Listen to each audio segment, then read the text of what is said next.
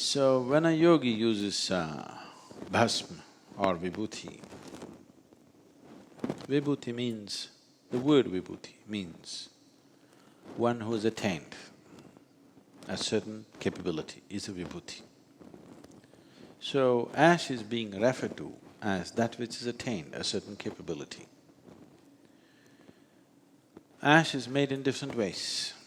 A yogi always uses ash from a cremation ground. So, all the stories that you hear about how Adi Yogi always resided in the cremation ground is because… You're looking terrified, no? You… not you? You okay? Cremation ground is okay. All of us will make use of the service someday, okay? You may not go to a restaurant, you may not go to a disco, you may not go to your golf course, but we will all go make use of that one service, isn't it? Yes? Other things by choice. This we will make use, isn't it? So, there's nothing to be terrified about, it's a place we have to go. You better go gracefully.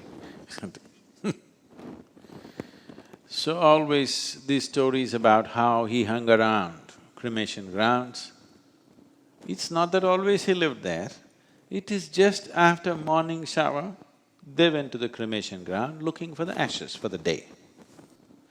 For householders, people who are holding on to their houses,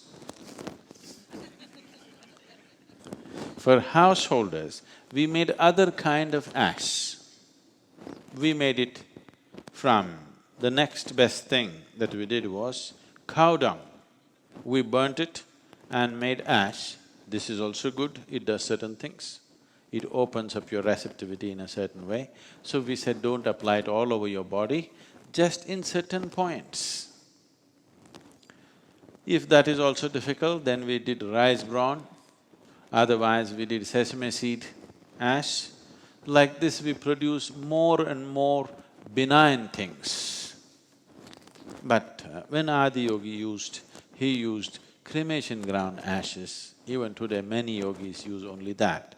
But you should not do that unless you properly initiated into the process and you know what to do with it. And if certain things happen, you know what to do with it.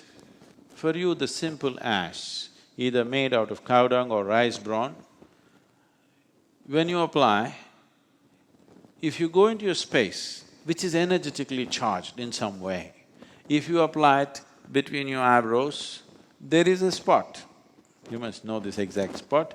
There is a spot behind your ears. If you apply on those two sides and the pit of your throat and where the rib cage meets just beneath that, the idea is you want the higher aspects of who you are to become receptive.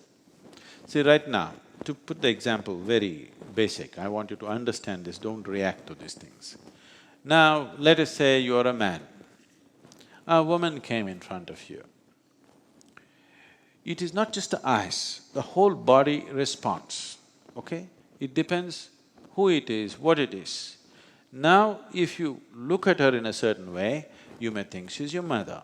If you look at it in another way, you may be drawn to her sexually. If you look at it another way, you may be repelled because it reminds you of something.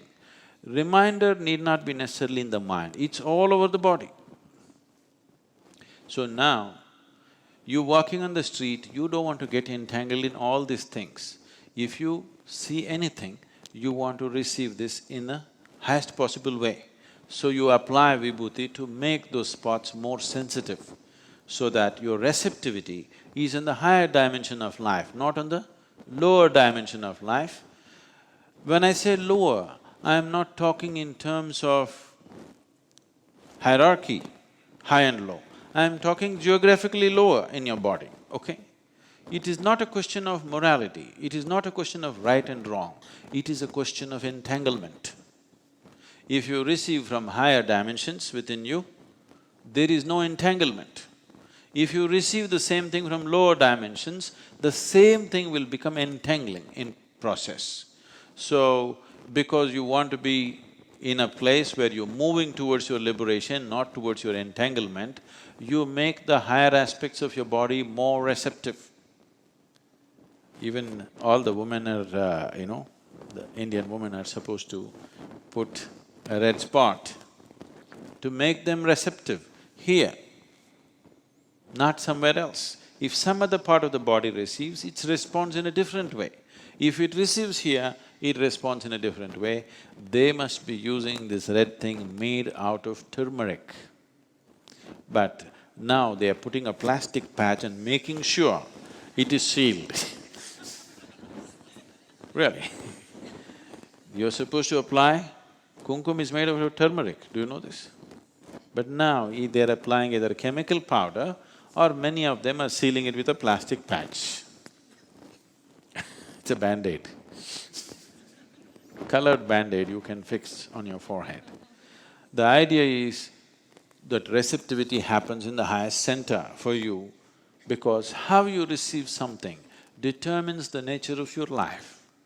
What you receive is important too, but how you receive it is vital important. See, you could get poisoned with life in so many ways. You went somewhere, the way you responded to somebody or something could make or break your life, isn't it? Yes or no?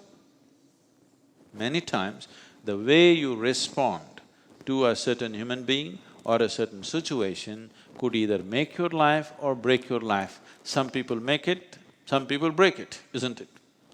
So, a little control over that just by making the higher aspects more receptive so that the lower aspects of your body are reactionary, they react. This is a response. It will give you a chance to respond to it sensibly rather than simply reacting. When you simply react, you get enslaved and entangled to many things. When you respond, you are living your life by choice.